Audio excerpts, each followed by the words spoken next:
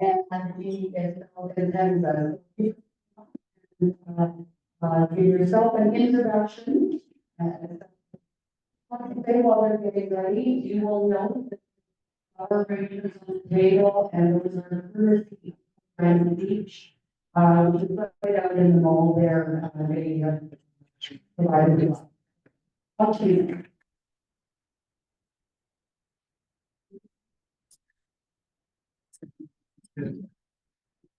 Good morning. I know most of you are perhaps not even familiar with our club, but we're very happy that you allowed us to come and provide you with a little bit of an update on what we're doing. My name is Jody Arman-Jones. My family is originally from the Northeast, what they call the Icelandic communities in North Dakota. And as many Icelanders do, they migrate to the big cities, and I now live in Minneapolis, St. Paul. My cohort here is. Hello, good morning. Jeannie, Isfeld, Entenza. I grew up in what's known as the Minneapolis colony in southwest Minnesota. And I served as the Minnesota and North Dakota. So I'm meeting a lot of you for the first time, although I recognize some faces, I think from Mountain, perhaps. So there may be other U.S. Descendants here as well.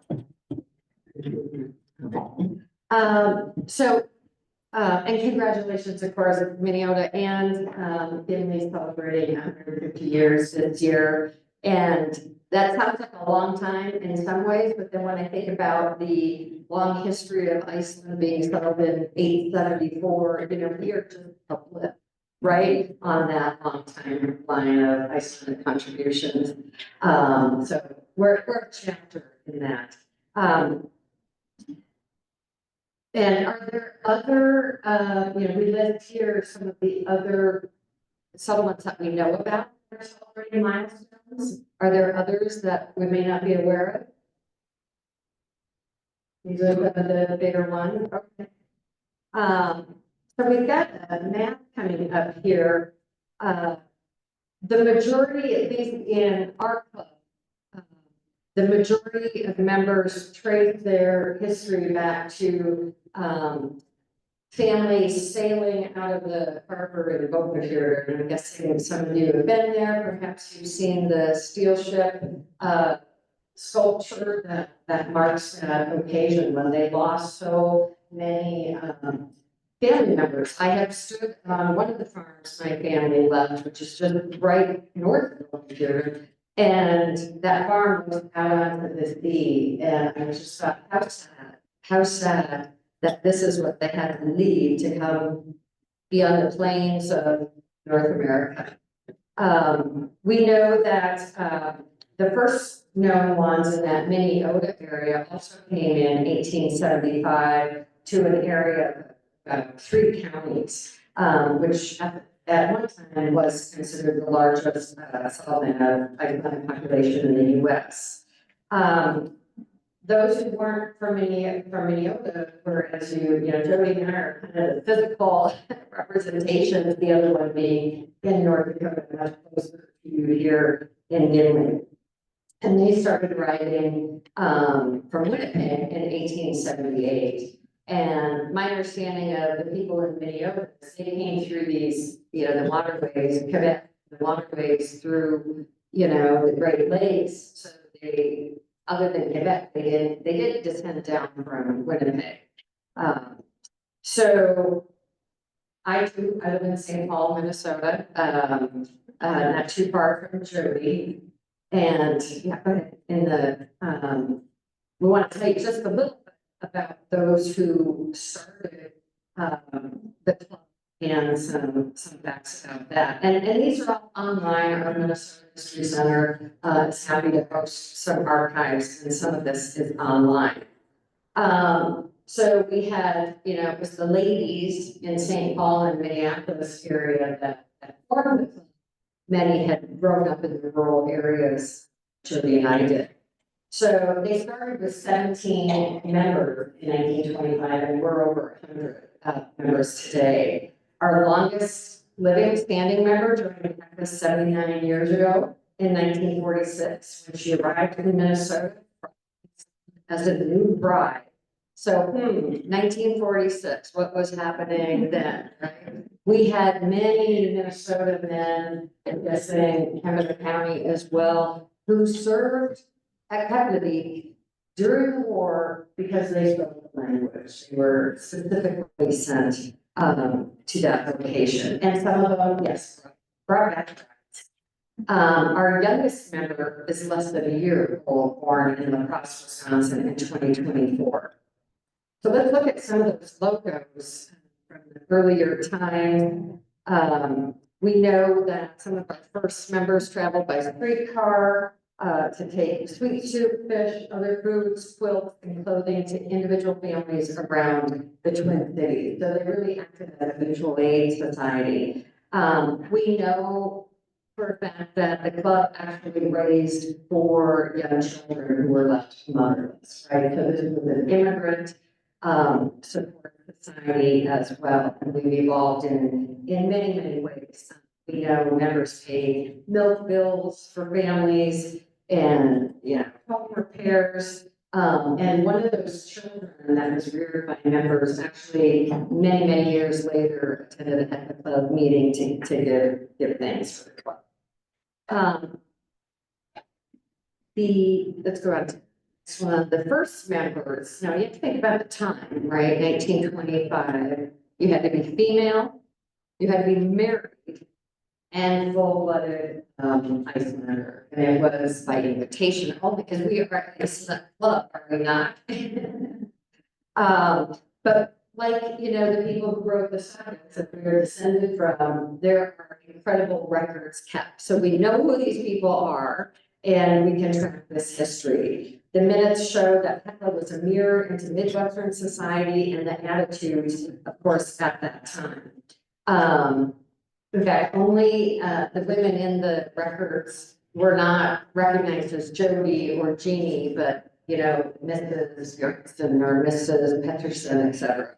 The dues were 10 cents, which today would be $1.52 US, $2.52 Canadian. So over the years, that has changed. Fortunately, the bylaws have been updated. The Icelandic descent was diluted, of course, over time, just like the language and everything else. So in order to stay viable, they started letting in some other folks. Yeah, not men yet. But maybe you didn't have to be married, or maybe it's just one parent had Icelandic heritage. So actually in 1961, there was a decision made, are we going to just wrap this up because we're down to like 16 people, but they persevered, and here we are today. In the mid-90s, the men started asking, well, what about, we'd like to join the club. And the current members just weren't ready for that yet. So the club formed for a while, and how these things go. So it took another 14 years, and not one, but 2 rounds of voting before the club started. You come join us. So today, anyone who even has an interest in Iceland, you don't have to have a family tie, you don't even have to be a woman. We'll take it. The name of our club, as you can imagine, derives from Mount Hekla, of course, in southern Iceland. But this will probably also not surprise you. The club started meeting in January 30th to be exact, and it took until June, 6 meetings and several votes to decide on Hekla. Other suggestions that were thrown out were Sole, Freya, Acer, and Jokona. So, we like to debate. So that started early. I think many of you are familiar with Hekla, stands about 1,500 meters above sea level, and you've probably been there if you've been to Reykjavik and east of there. Known in early times as the Mountain of Hell, since the settlement in 874, has erupted more often than any other volcano in Iceland, with the largest eruption in 1104. Most recently in 2000, and I think it's due from what I hear, and maybe some of you follow that more than I do, so stay tuned. Sonoma, which we just celebrated last weekend. We celebrated the 100 years, and we had a wonderful speaker. If you've ever been to the National Museum in Italy, you've got our Pilgrim Doctor, who was a keynote speaker who talked about the history of cooperation between our countries and the but the original preparations for 150 guests, and the event netted a profit of $46.95, which was immediately put to use identifying a needy Icelandic family, allocating money for clothing. We now use that fundraiser or that event every year specifically as a fundraiser for the Vineyards and Scholarship Fund, which harkens back to 1982 and an early exchange program for both the University of Minnesota and Wisconsin University of Iceland. So you're seeing a picture here of Valbjörnsson, whom I remember from when I was a child, and his brother Björn, both of them served at Hekla. Björn went on to be foreign war correspondent for many years, having an illustrative career. Val came back to Minnesota and served as the state treasurer for 27 years and was very active. His family started the Icelandic newspaper in Minnesota. It's always about the word, right? Our heritage always comes back to words and writing and books. So we honor him with that scholarship, and over the years, Hekla has donated north of $46,000 specifically for that scholarship. So that's a little bit about who we are, and thank you for inviting us to be here with you today and share our heritage.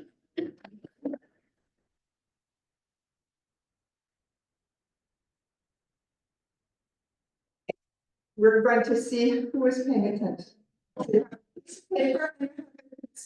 Or a pen. Please write down 1 through 10 on your paper.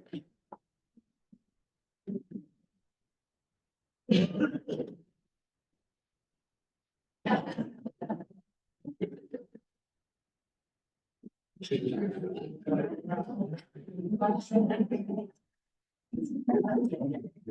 can see it. The first 2 questions. All you have to do is next to your number, write down the letter that you believe corresponds. We hope the first one was easy. 2025 minus 100.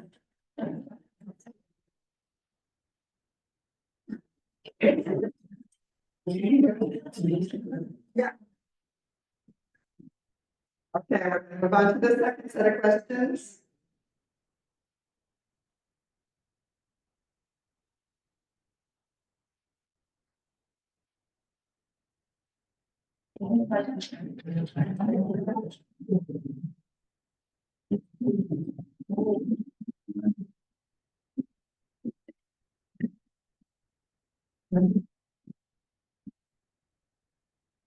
Ready to move forward?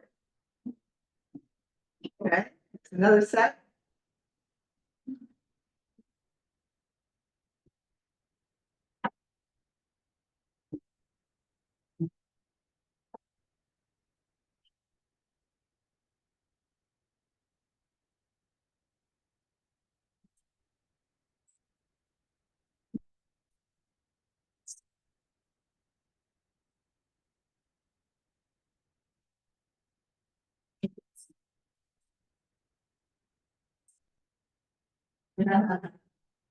Ready to move on?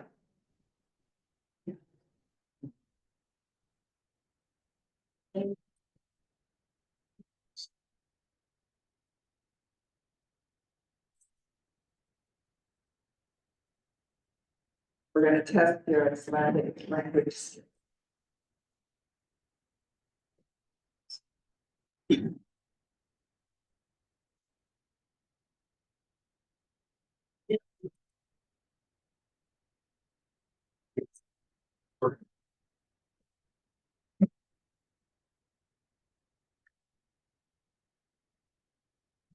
It's not a life or death situation, just again. And the last, Uh-oh.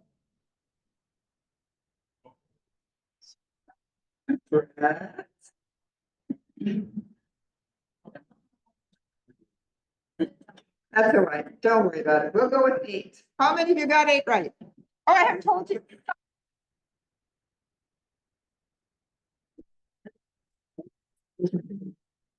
Oh, there we go. Yay.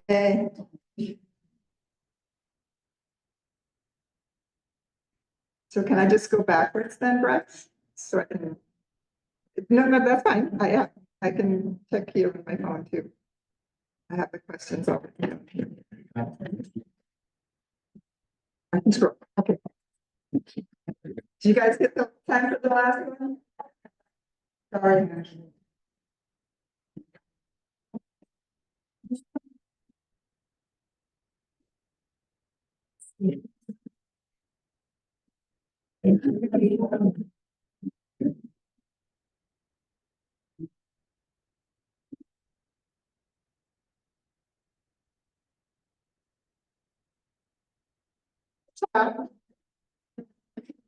What year was the Hekla Club formed? C, 1925. How long did it take to decide on the name for the club?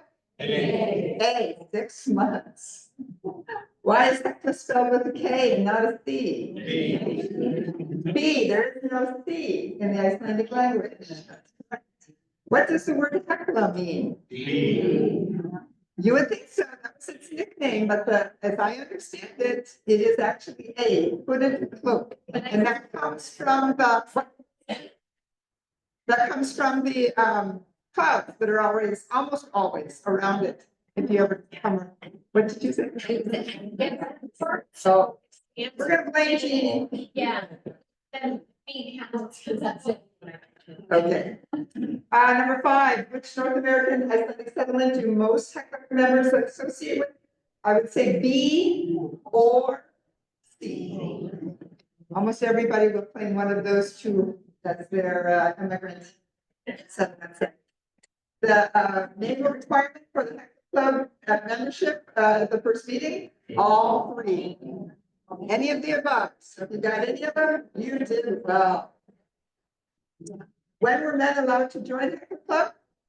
See, not till 2019. And what is Sampoma? That it's our spring coming together. So the term Sampoma is coming together, or gathering together, as I understand it. Number 9, what is the name Valbjörnsson known for? C, scholarship between, and that we just got numbers from the University of Minnesota that indicated that 94 scholars have been helped with this. It provides full room and board, tuition, everything, whether it's undergrad or graduate. And 50 have come from Iceland to the University of Minnesota, and 44 have come from the University of Minnesota to Iceland. And number 10, what area in North America is celebrating 170 years since the first Icelanders arrived from Westman? It is C, Spanish Fork, Utah, correct. Anybody get 10? Oh, awesome. Okay. We have prizes we'll leave out on the table. You can all grab one on your way out. Thank you very much.